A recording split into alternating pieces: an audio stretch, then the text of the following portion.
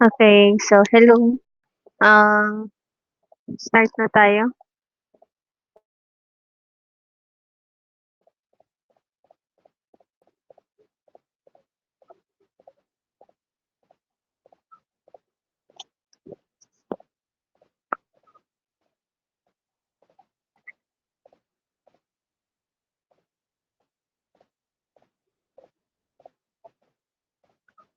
Naka-share na ba po yung screen? Yes po ma'am, Hmm, naka-share na po. nasaan na kayo? Okay, so ang sunod nating topic is variable analysis. Ano? So, designing machine members for strike is one of the necessary steps in setting the proportion of a machine member. So, the usual step in machine design consists of determining the kinematic arrangement, a force analysis, selection of materials, and proportioning of parts. So, the proportioning of parts may be controlled by one or all of the following. So, sa strength, rigidity, critical speed, appearance, corrosion rate, fabrication, uh, foundry, practice, and stability. So, yung strength ng machine member is influenced by many items such as yung stress concentration, fatigue, variable loading, shocks, surface finish, and size of the parts. So, meron tayong dalawang sa variable stress analysis, yung without stress concentration at with stress concentration. So kapag sinabi natin with stress concentration, kino-consider natin yung mga discontinuities. So ano yung mga discontinuities na yon? Like yung mga hole, groove, fillet, ano. So while kapag without the stress concentration, plain lang, ano, plain lang yung material natin. So dito, kinukuha natin yung endurance limit and endurance strength. Ano, bukod dun sa mga ating ah, mga normal stresses, so kukunin din natin itong endurance. Ano, so endurance limit, we shall use to mean the maximum reverse stress that may be repeated an indefinite number of times on a polish and the standard specimen in rotating bending without causing failure. Walang endurance strength, we shall use in general sense for the strength of actual parts, specimen with notches, etc., and for the material without a particular limit. So, for materials that does not have a limit, so yung number of cycle for which the given strength applies should be stated. So, makikita natin po yun sa table 8010. Po.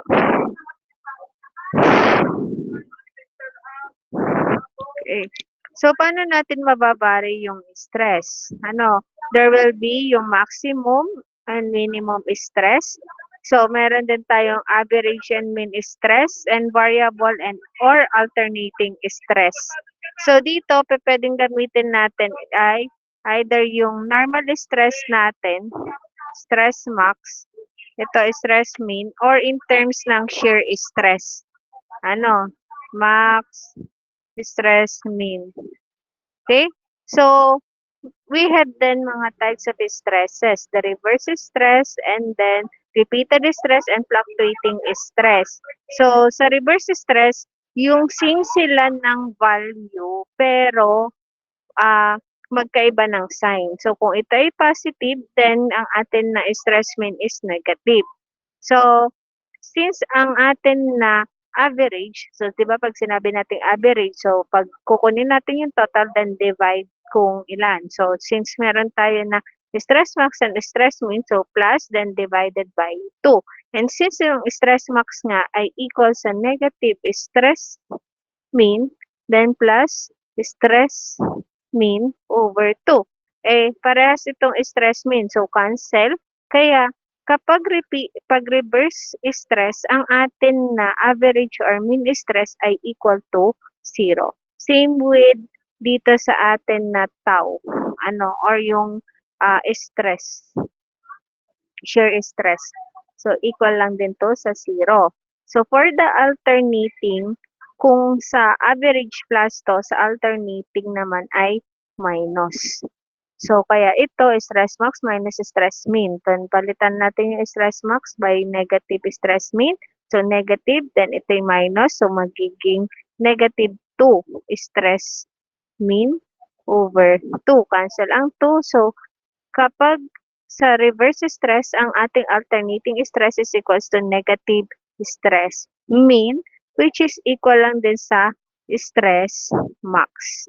So, yan yung relation nila. Okay? Naintindihan po?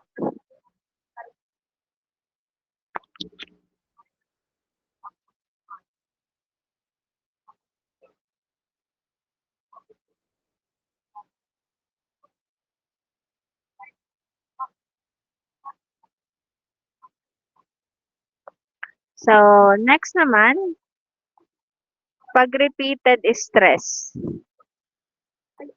So, dito, ang atin na stress max, wala to. So, ang stress mean natin ay equal to 0. So, tapos, ang stress average natin is equals to stress max plus stress mean. So, since ang stress mean natin is equal to 0, so ang atin na stress average is equals to stress max over 2. So, then, sunod naman, minus ulit ang gamit sa alternating. So, kung isi-zero natin to, yung stress mean, therefore, ang ating stress sub A is stress max over 2. So, kapag po repeated stress, so, magkaparehas ang stress average and stress ng alternating, which is equal to stress max over 2. Okay po. Yan, kapag repeated. Pag fluctuating as is na ito, yung ating general equation ng mean, average, mean stress and yung alternating stress.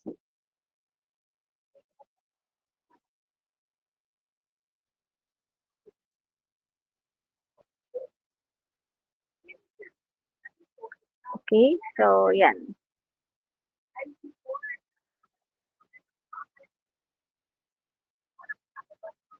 So, next naman, ayan, katulad nito, sa figure natin, pag repeated stress, so, ang atin na curve line, so, ito yung atin na stress max, stress mean. So, from our baseline hanggang dito sa pinakamataas, na naabot nitong curve natin. So, yun yung maximum stress. Yung pinakamababa naman, edi yun naman ang minimum stress. Then, divided by 2 nga para sa average.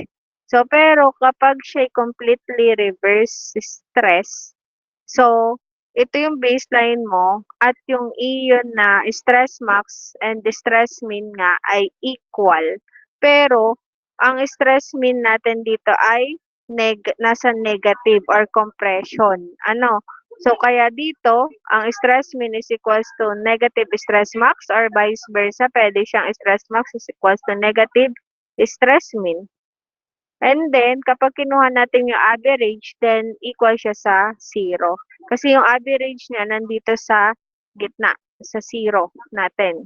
So, then, ang stress A natin ay equal sa stress max.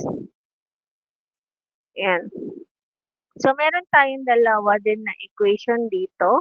The Soderberg's equation and then the Goodsman.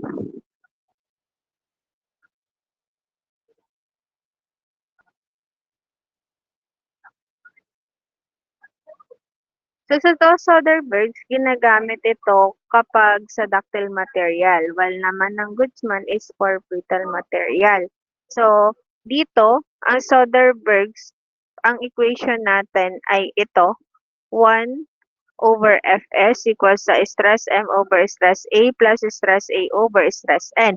So, saan po natin na-derive yan? So, meron tayo dito na figure. Ayan.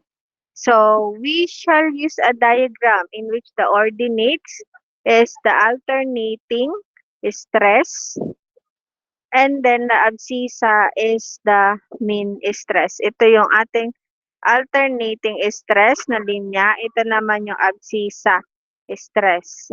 Ano? Okay? So, tapos, dito, yung point natin, so draw a line through the endurance limit or strength at C. So, ito, at C. Tapos, ito naman, and yield strength at T.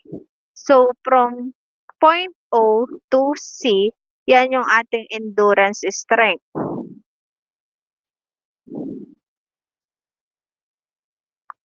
Ito namang pong point O to T, ito naman po yung ating na yield strength.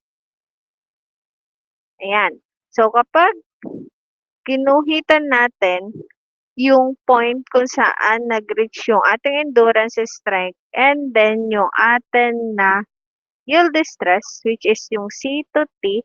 So, yun po yung tinatawag natin na Soderberg's line.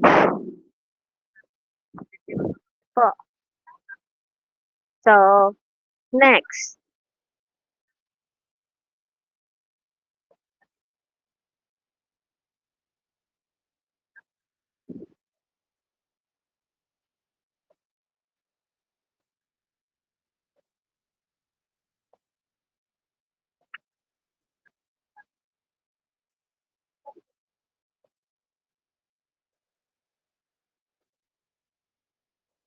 So, sunod naman dito, this line is the Soderberg's line and point on its are assumed to represent, wait lang, may natawag lang ha.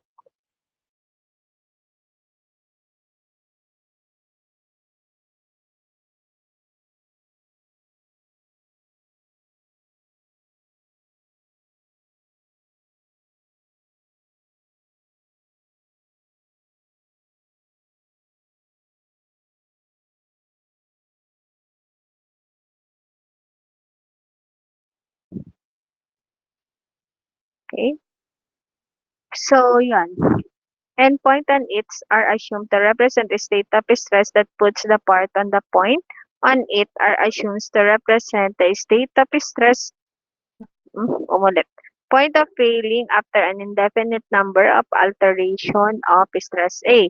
For example, at point P. Ayan, ito yung point P. A variable stress ng O to V on a mean stress of O to M is the limiting condition. Ayan. So, yan yung limiting condition natin.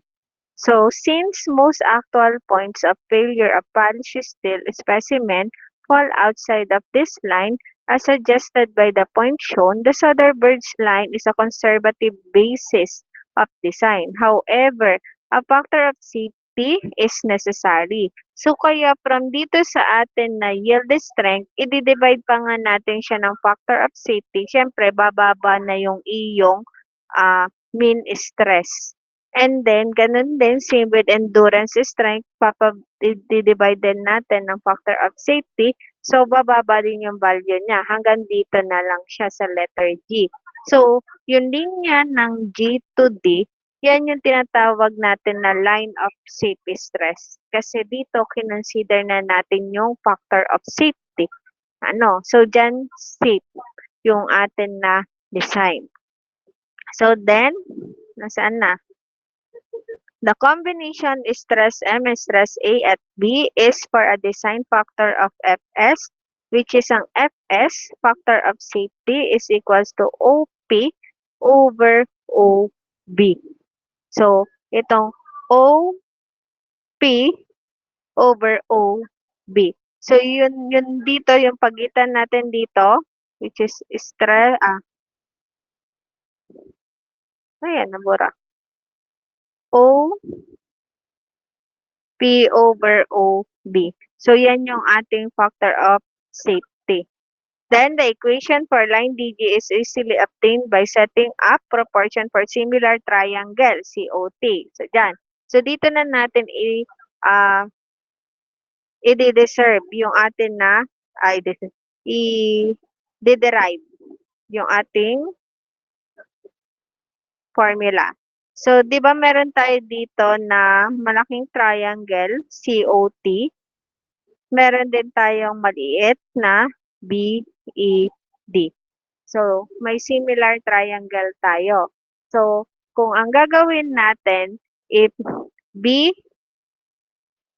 BE is to CO, and then, ano pang gawin natin? Yung OT, yung ED, is to OT.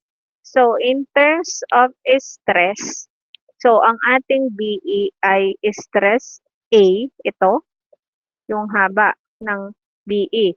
Stress A, and then, dito naman sa CO, siya naman, ang haba naman niya ay yung stress N.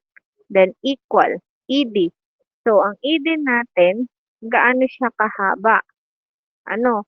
So, siya ay difference ng stress Y over Fs, then minus stress M. Then over. Ang haba naman ng OT ay OY. Ano? So, i-times natin, both side ng stress Y. So, para ma-cancel to. Stress Y. Cancel to. So, magiging stress Y times stress A over stress N. Then, equal stress F over Fs minus stress M. Then, ilipat natin yung stress M sa kabila. So, magiging stress Y. Yan. Stress Y times stress A over stress N plus stress M equals sa stress Y over Fs. So, paano natin gagawin 1 itong stress Y? So, itatimes ulit natin siya by 1 over stress Y, both side. So, para ito'y makancel. So, magiging 1 over Fs. Ito naman ay magiging stress A over stress N kasi makakancel to. Then, plus stress M over stress Y. So, tingnan nga natin, yun ba ang naging sagot natin? O, tama. 'Di ba? So, ito yung ating naging equation for Soderberg equation. Nakuha po yung derivation natin.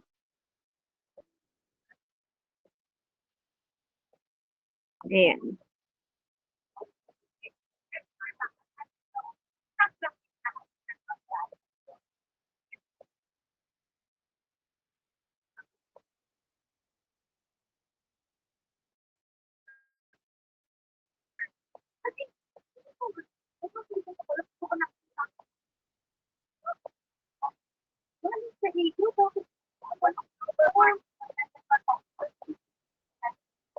Okay, so next naman, ayan. So ito namang mga R na ito, yan yung tinatawag natin na stress ratio. Ayan, stress ratio which is equal ito sa stress mean over stress max. So kapag ang R natin is negative 1, yan ay for completely reverse stress. Ang R naman, which is equal to 0, yan naman ay for repeated stress. Ayan, kaya nakalagay yan diyan. Okay?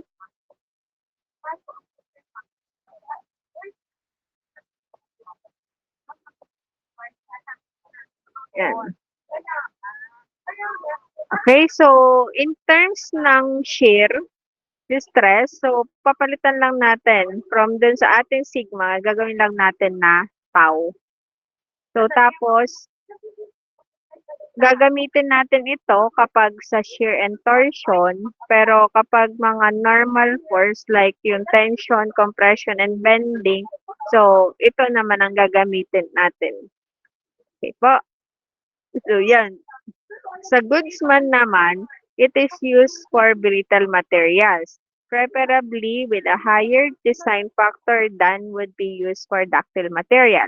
So many designers use it also for ducting materials. In this type of diagram, the coordinates are frequently made dimensionless by dividing stress A by stress N and stress M by stress U.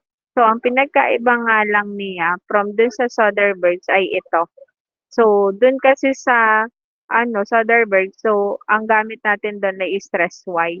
So, dito naman ay stress U sa Goodsman, no? So, ito yung mga components natin sa variable stress analysis. So, pag kinuha natin, ito yung formula kapag mean and average stress. So, stress max nga plus stress mean over 2, wherein kung ang bigay sa atin na, kuwari given sa value, naka-force siya. So, edi yung force max over area. So, pag mean, edi force mean over area. So, parehas pa rin naman sila ng area. Nagkakaiba lang sila sa force. And then, sa tau, edi tau max, palitan niya na lang to. Ito yung tau. So, tau max plus tau mean over 2. Where ang atin na tau max ay makukuha natin using TC over J. Torque, maximum torque. Then, yung atin na C, at ito naman, ito yung radius. So, or distance. So, J naman is yung polar moment of inertia. Ayan. So, outermost distance. Mali. Outermost distance. Yan. So, kung ang hinahanap natin ay tau min naman, so equal naman siya sa T min C over J. So, yield strength and shear. So, ito naman, ang tau y is equals to 0.6 stress y.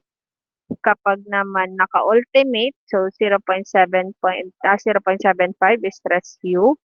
So, for alternating or range stress, so minus nga ang gagamitin natin.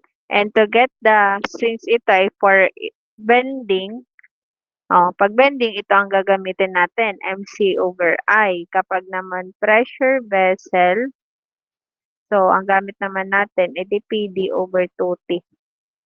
So, yan. Endurance strength. And then, endurance strength in shear. So, magkaiba kapag depende sa life basis, kung indefinite life siya or definite life. So, for indefinite life, ito yung ating formula ng endurance strength. Ito naman ang endurance strength in shear.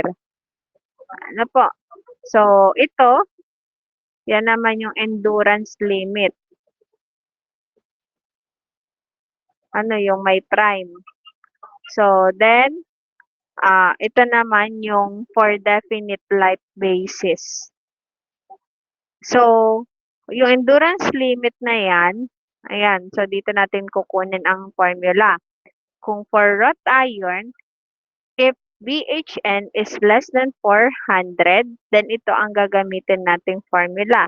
Pag greater than 400, ito naman. So, for cast steel, ito. For cast iron, nodular iron. So, naka-base siya sa type ng material. Kung paano natin kukunin yung endurance limit. Then, ang surface factor, ito yung makukuha natin sa figure AF5.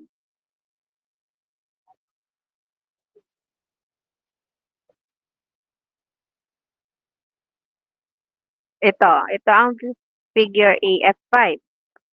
So, pag nakuha natin yung value ng stress Y, ito, stress U pala dahil ultimate.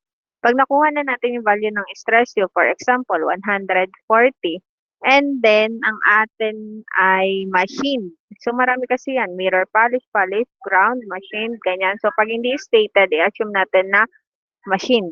So, itataas lang natin hanggang sa mag-intersect siya doon sa linya ng machine. Then, ito yung percentage ng endurance limit. And then, ito naman yung equivalent concentration factor.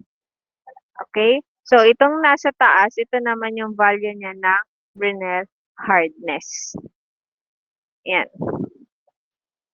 So, then, ang size factor naman, first assumption natin is 0.85. Ito yon. Dito, yung gagamitin natin dito, di ba, may size. Yan po yung tinutukoy niya. Yung size factor, i-assume natin muna na 0.85. So, kapag ang naging sagot natin, nagre-range siya sa 0.5 to 2, so ang assumption natin ay yun na. Tama. Ano? So, okay na tayo. Tigil na tayo. Pero kapag lumpas dito, uulit ka, magre-recompute ka, at ang gagamitin mo naman na size factor ay 1. Po. So, para naman sa endurance strength, so ito naman yung ating gagamitin, yung sub 1, yung stress sub N1. So, ito naman po yung ating formula. Yun ay gagamitin natin for definite light. Ito. Ayan. Okay? So, where NC dito is the number of cycle for which the endurance strength is required. Solve both equation and the lower in value that is to be used. So, apply natin dito sa atin na problem. A shop made of 4130 steel WQT 1100 Fahrenheit is subjected for a variable. So, may word na variable. So, variable stress analysis gagamitin. Whose maximum value is 4165. So, variable torque. So, ibig sabihin, ito yung Tmax natin. For Fs na 2. So, determine the diameter if ang torque natin is reverse. If torque varies from 0 to maximum, and torque varies from 2876 to maximum. So, yung maximum nga natin is yung 4165. So, ang given natin is yung torque, yung Tmax, and then yung find natin, edi yun nga, diameter. So, ang material specification natin, AISI 4130 is steel WQT. So, hanapin natin dito sa table na to. 14. Ayan. So, AISI, 4130. So, ito yung 4130. WQT, 1,100. Then, ang ultimate stress natin is 127. Ang yield stress is 114. And then, dito, pwede nyo na rin makuha yung BHN. So, ang BHN is 260. Tama ka? Baka, yan, tama. So, 127, 114, 260. So, yun ang ililista natin po dito.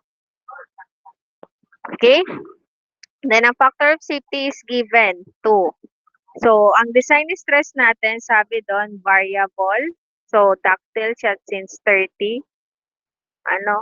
So, then, torsion. Since may binanggit tayo dito na torque.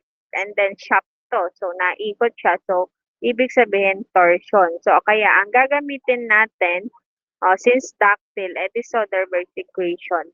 So, yung formula natin is 1 over Fs equals stress, itong shear, kasi nga torsion.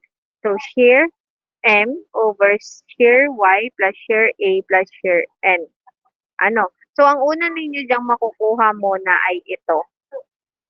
So, bale, first, second. So, kung may Fs, kung may given, edi okay. Pero kung wala, edi kuha rin. Diba? Ang Fs makukuha natin doon sa table 1.1 ba yun? Yung kung dead load, kung repeated load, like that. So, yon. So, ang tau y, so, ang kanyang ah, formula, so, equal siya sa 0.6 times stress y. So, may yield stress na tayo from table, ano, so, which is 114. So, kaya makukompute na natin to. So, check na tayo dyan sa tau y. Ang tau n naman, so, dito, for indefinite life, ano, so ang tau n natin, so balikan natin to, for indefinite life, ang tau n natin is 0.6 stress sa stress prime and surface factor times size. So ito 'yon. Kaya ito po ang gamit natin. Ano, so walang sinabi sa problem. So i-assume natin na machine siya. So ano yung magiging surface factor natin? So, ang nabasa nga natin kanina na ultimate stress is 127 KSI. So, in figure AF5,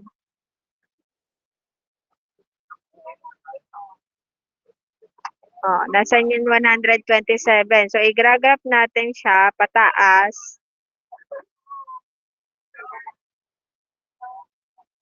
Yan, kunwari mga hanggang dito, machine.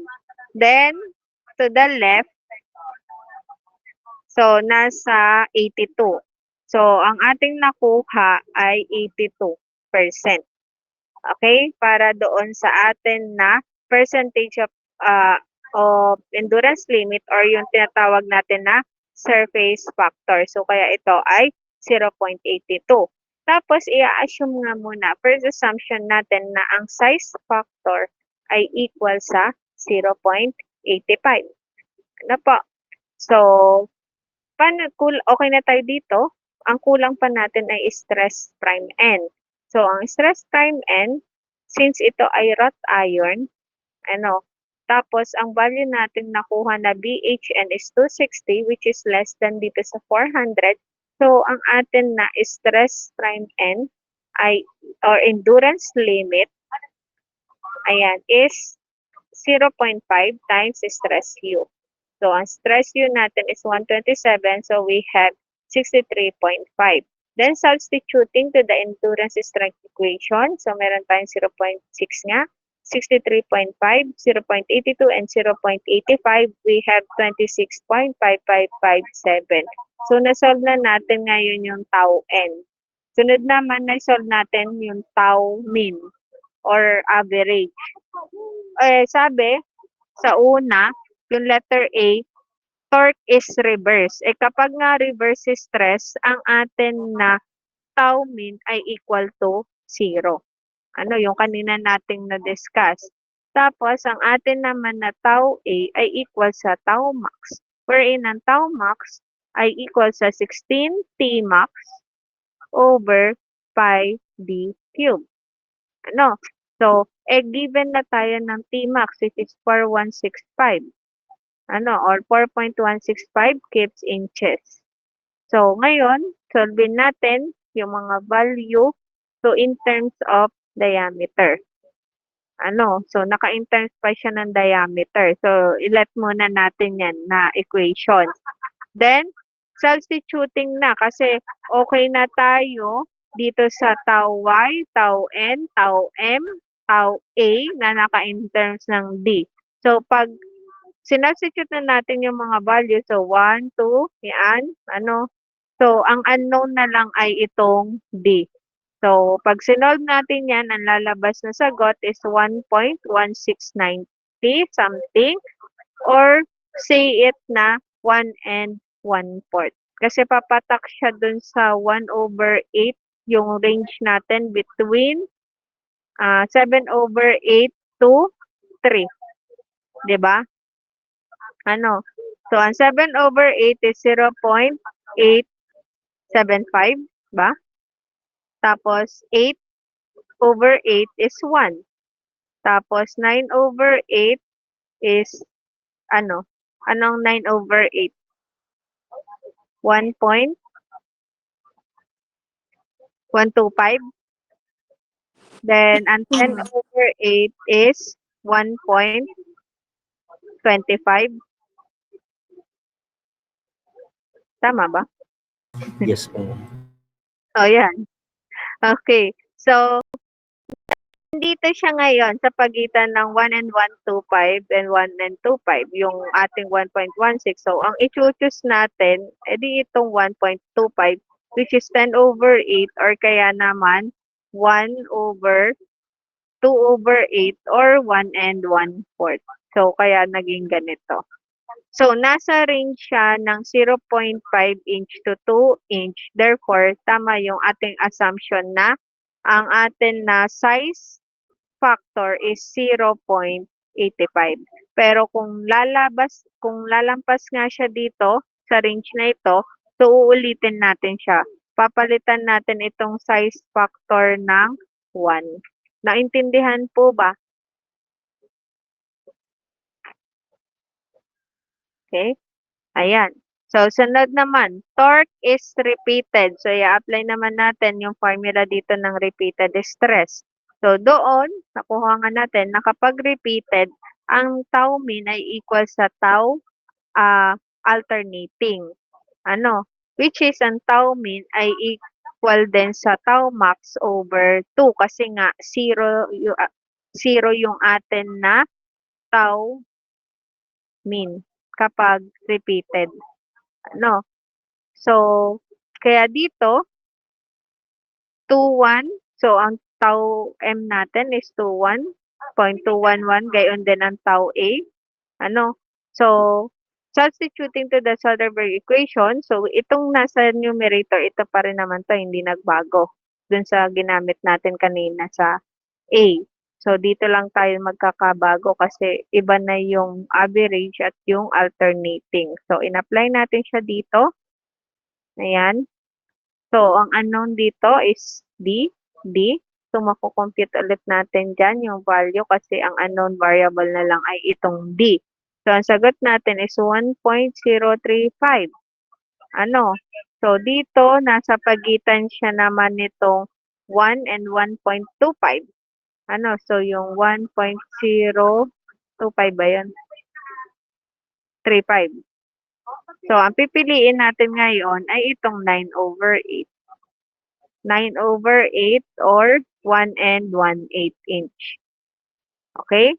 So, tama ulit dahil nasa range siya nga ng 0.5 to 2. So, okay pa rin tayo doon sa tau n, sa size factor. So, if torque is fluctuating, so binigyan tayo doon nga ng, sabi niya, torque varies 2.876 to maximum. So, ito yung minimum natin at ito yung maximum. So, sa fluctuating, ang formula nga natin ng tau min is equals to tau max plus tau min over 2. Ano? So, ang tau max and tau min is equals to 16t over pi d cube. Magkakaiba lang sila dito sa t. Kasi kapag max, di t max. Kapag minimum, di t min. So, kaya po naging ganito. Ano? So, palitan lang natin yung value ng t max and t min. So, ang magiging d na lang natin dito, ang unknown variable is d. So, pag kinompute natin ito, naka 17.9297 pa lang siya in terms of d pa din.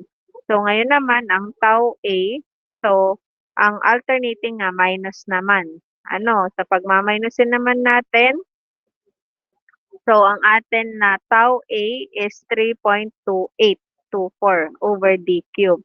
Then, applying it sa formula natin ng Soderberg's equation. So, palitan natin yung tau min or average, tapos yung tau alternating. So, gagamitin pa rin natin yung value ng tau y and tau n at fs. So, dito, ang makukuha natin value ng d is 0.9 something or say it na 1 inch na siya. Kasi nasa pagitan naman siya nitong 0.8755 at 1. So, pipiliin natin na ang 1. So, nasa range pa rin siya ng 0.5 to 2. So, tama pa rin yung ating assumption. So, yan po. Ganyan ang pagsasolve ng variable stress analysis. Ano? So, ulitin natin.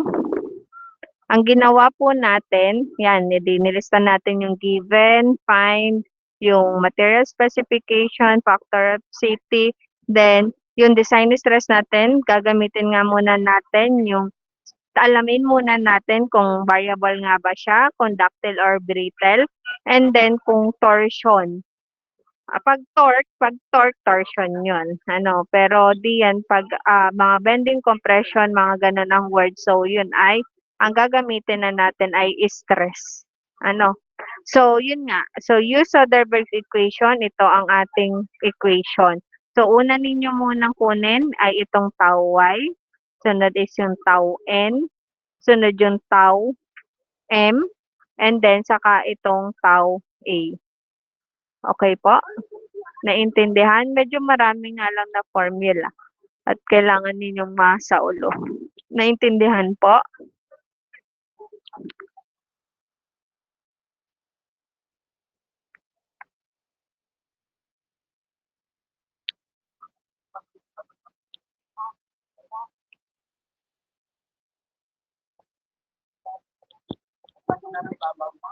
So, next naman, ayan, a shaft is hollow.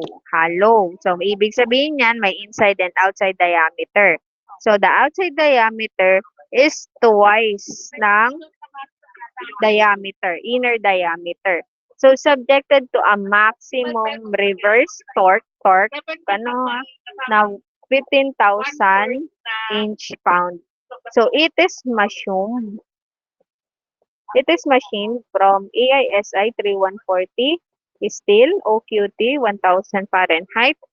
What should be its diameter for factor of safety na 1.75?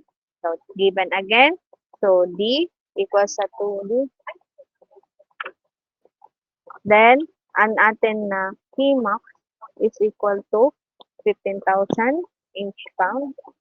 So, sinabi reverse. So, ibig sabihin ang i-apply natin dito na formula para kunin yung mean stress at yung alternating ay reverse, pang-reverse na formula.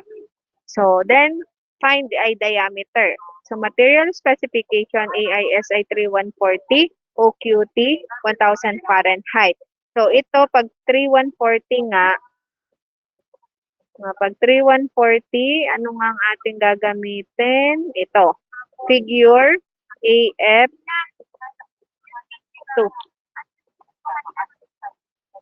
Soda?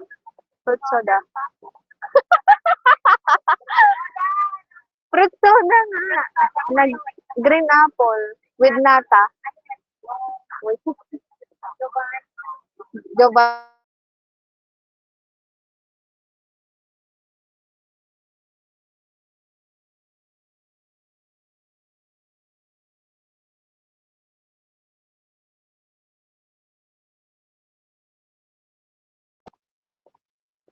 Ayan.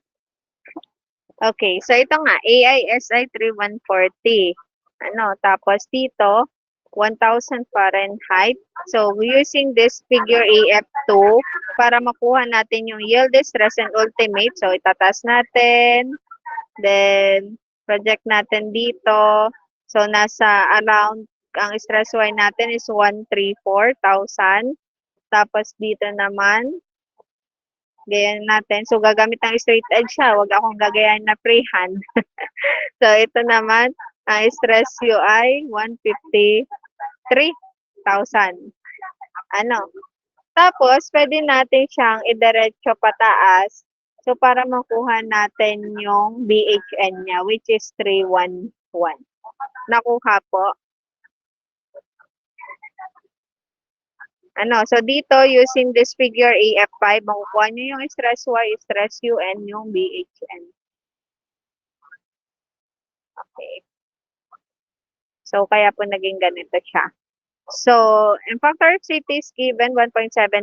So, sabi nga, variable, ductile pa rin dahil 40%, and torsion dahil nga torque.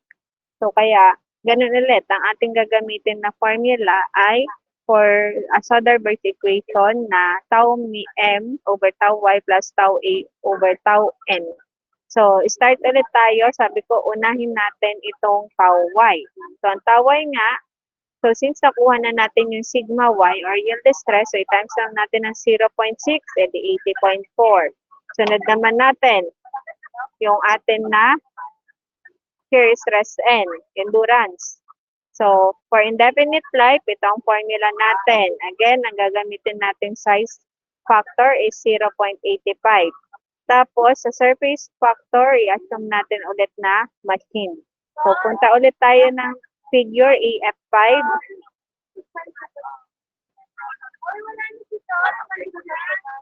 Ayan. So, di ba ang ultimate natin is 154 or 153. So, taas natin.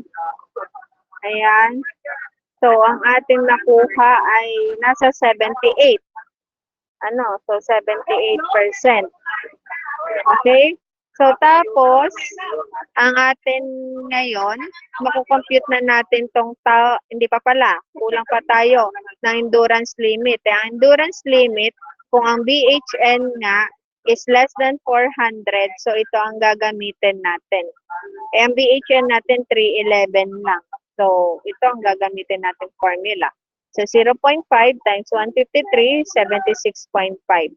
So, apply na natin, substituting yung mga values natin sa 0.6, then yung 76.5, surface factor na 0.75, and size na 0.85.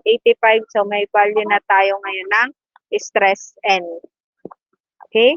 So, then, sunod naman, hanapin natin itong M at A. So, for reverse, pag reverse stress, so ang atin na tau M is equals to 0.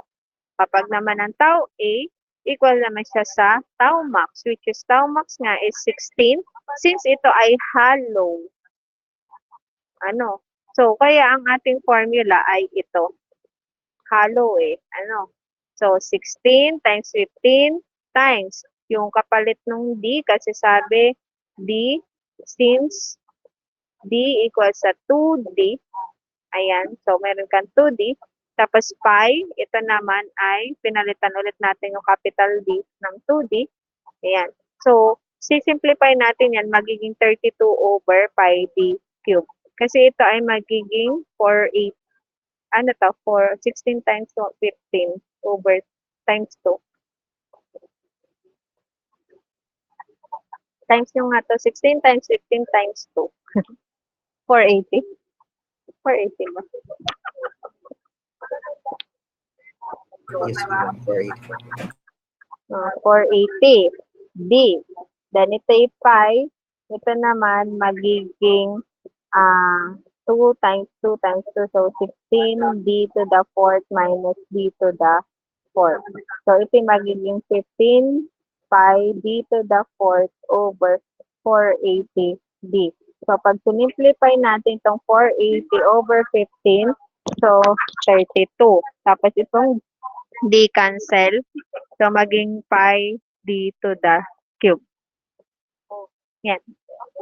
So, kaya ito naging ating sagot sa tau A. Okay na, kompleto na tayo. So, ngayon, substitute na natin sa Soderberg equation. So, dito, ang unknown na lang ay itong small letter D. Ayan. So, solve natin, makukuha natin sagot is 0.837 or say it na 7 over 8. Ito naman ay papatak yata dun sa 1 over 16 between, 13 over 16 to 7 over 8. Tama ba? Ang preferred size. Ha? Tama ba?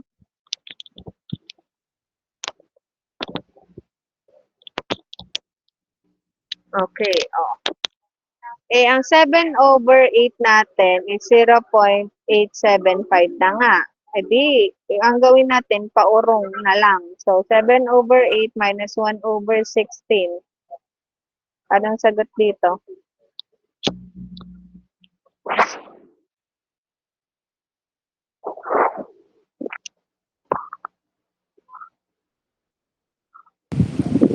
Over 16 po. O, 13/16. O, ay anong 13/16? 0.8. O, 0.8125. Eh, mas mataas pa rin ito. So, kaya ang pipiliin natin is 7/8. Okay? So, yun. Then, i-times lang natin ng 2 yung atin na inside diameter para sa outside diameter na 74. So, nasa range naman kasi siya ng 0.5 to 2 inch. So, correct yung ating size factor na 0.85. So, kaya ito na yung ating final answer. Okay? Nakuha po? Ayan. Okay. So, any question po? Ayan, may design work na ulit. May question po ba? Man? Okay. So, break time lang tayo. Itutuloy ko na ito hanggang dito sa stress concentration. Maiksi na naman ito. Okay? So, balik kayo dito ng 3:40.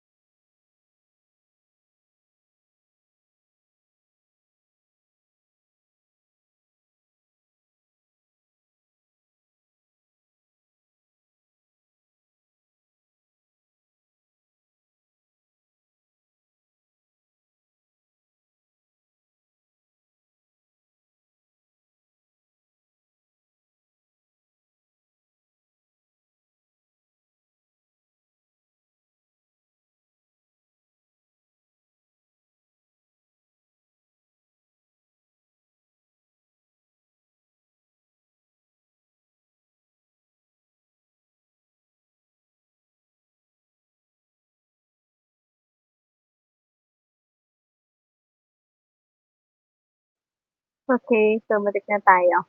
Nandito na ba ulit kayo?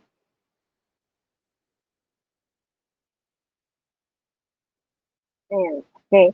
So, variable stress analysis with stress concentration. So, sabi ko nga kanina, yung kapag with stress concentration, so, kino-consider natin yung mga discontinuities present on the materials, like itong groove, fold, fillet.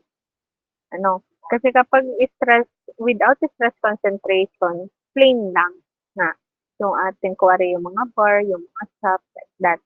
So, stress concentration are significant for staffing materials only when the loads are repeated. Since adduction materials under steady load yield at points of high stress concentration if the stress exceeds the yield strength. There occurs a redistribution of the stress and no perceptible damage to the parts as whole. So stress pressure includes holes, grooves, tool marks, surfaces, roughness of any sort, as platform corrosion or heating, freeways, bugs, rents, marks, accident bruises, quenching cracks, low holes and inclusion in casting, small fillet instead of large ones, points where are thread ends. So yung mga stress tracer na yan, ano, so yan na yung mga any discontinuity, or change of section, such as dyan sa na mga nabanggit na yan, if a stress tracer. So it will result in concentration of stress or a localized stress that is greater than the average or normal stress. So, gagamit pa rin tayo ng dalawang equation, the Soderberg-Goodman equation. So, pinagkaiba lang niya dun sa equation natin kanina is ita-times natin ng Kf or Kfs na tinatawag natin as fatigue strength reduction factor, ano, yung atin na stress A over stress N. So, para makuha natin itong fatigue strength reduction factor, yan ay magsisimula doon sa atin na notch sensitivity. So, kasi the quantitative effect of a particular discontinuity in raising the stress is different for different materials. Then, so yung some materials are more notch sensitive than others. So, to account for these different responses, we use a sensitivity index, which is Q, which is yung itong Q, equals to 1 over 1 plus A over R. So, pwede din natin gamitin yung Q in terms naman ng fatigue strike factor. So, KP, KF, KF minus 1 over KP minus 1. So, dito nga natin nakuha yung formula ng KF na ito kasi i-multiply lang natin ito sa Q. So, maging Q, KP minus 1, then i-transpose lang natin yung negative 1. So, kaya naging plus 1. So, kaya ang KF is equal to 1 or Q times KP minus 1 plus 1. Okay?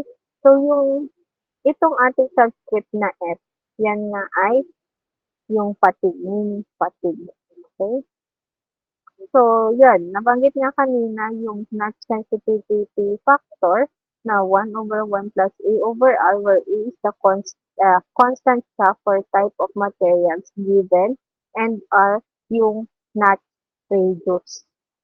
So, ang Kp naman is the theoretical stress concentration factor. So, makikita siya sa figure AF8 and AF to AF14. So, tingnan natin siya dito. So, ito yung AF8. Ayan. Ito ay relation ng D over 8. Ayan. So, meron kasi tayong dyan title, flat plate with central hole. So, ang atin dito na y-axis is theoretical STS or stress concentration which is Kp kapag solid curve. Pag dotted curve, so So, ito naman, dito naman kayo titingin sa right side. So, ito naman is yung relation nga ng D over 8. So, ang D, so ito yung figure, no? So, ito ay flat plate, tapos meron kang central hole. So, yung central hole na yun may diameter.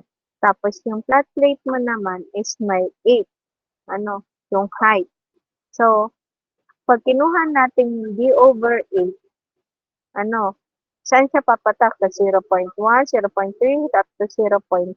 So, kung saan siya pumatak, so, pataas ka ngayon ng papaganyan hanggang maabot mo yung mga curve line.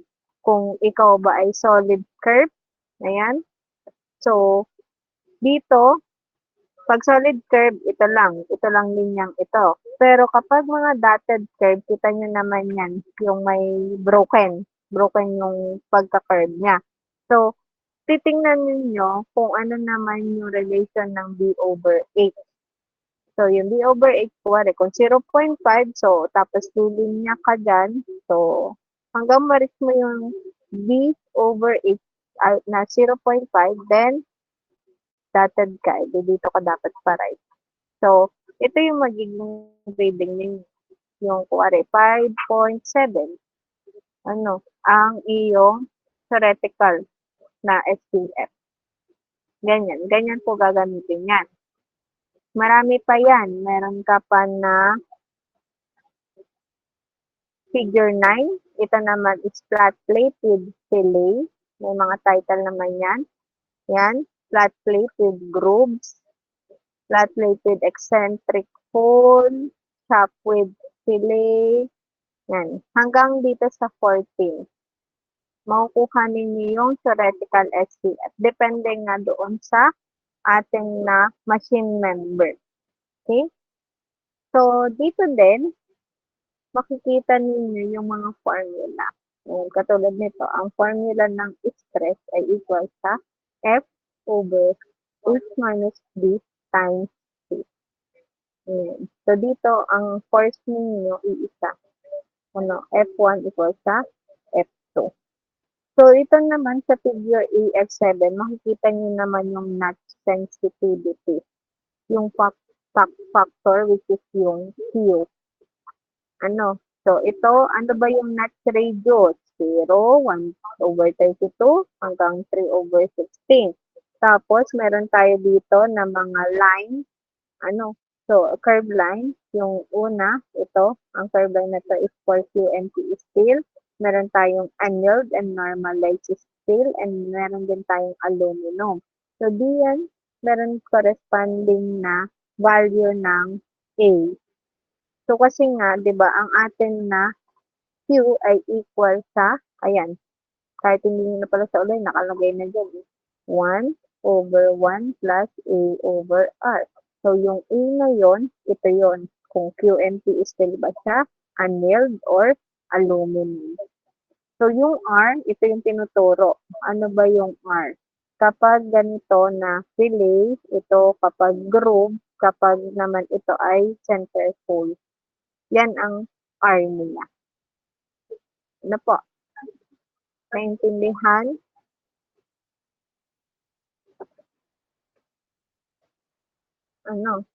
So, dito din, sa figure 8, nakalagay na nga rin yung mga formula. Sa figure 9, ayan, ang SO mo is F over dt. Kapag naman solid curve, ang S ang iyong stress is equal to 6m over T d squared. So, dito naman ang relation nyo, R over D. Dito, radius over diameter. Whereas ang radius nyo is ito nga, nasa fillet. Then, ang D ay yung height nito. Nung maliit na. Tapos, yung H, edi ito. Yung malaking height. And so on yan. Ganyan lang naman ang gagamit. So, dito more on yun na, graphs. Kaya kailangan ay accurate yung inyong pagkakabasa. So, meron naman tayong mga tolerance diyan. Ayan.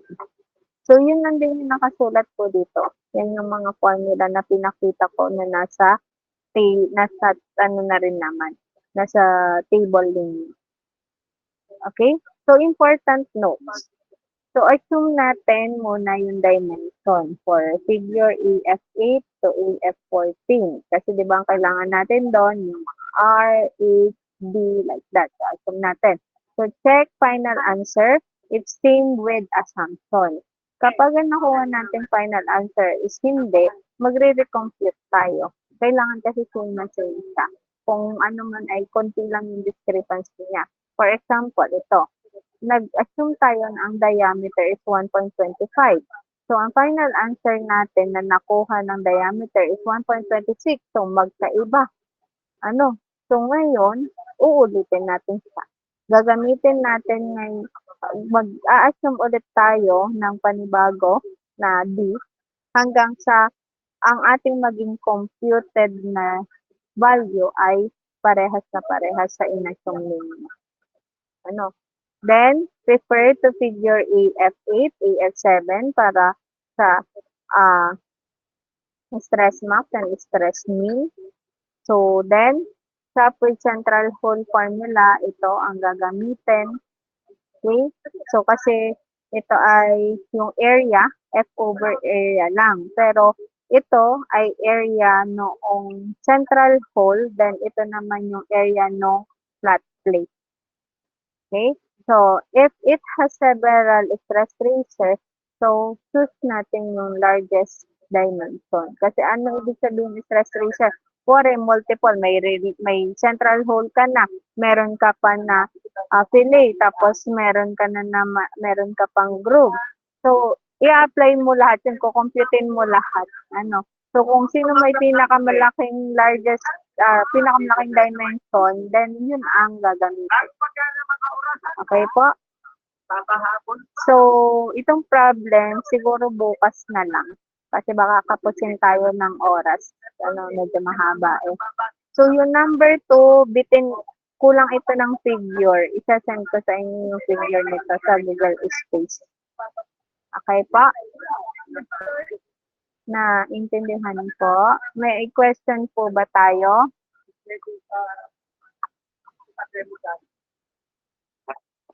Okay. Kung wala na po, edi continue na lang natin yung discussion natin tomorrow.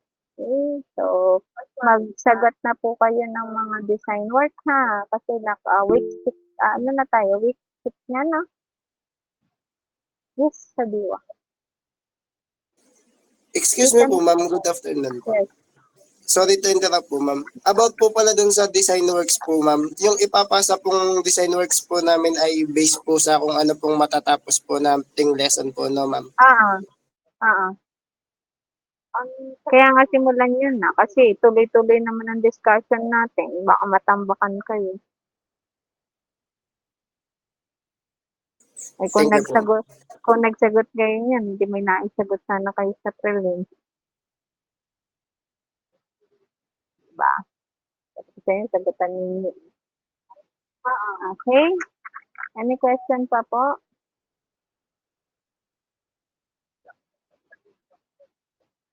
Na? Okay, sa thesis. So, class thesis na tayo. Thank you. Thank you very much din po, ma'am.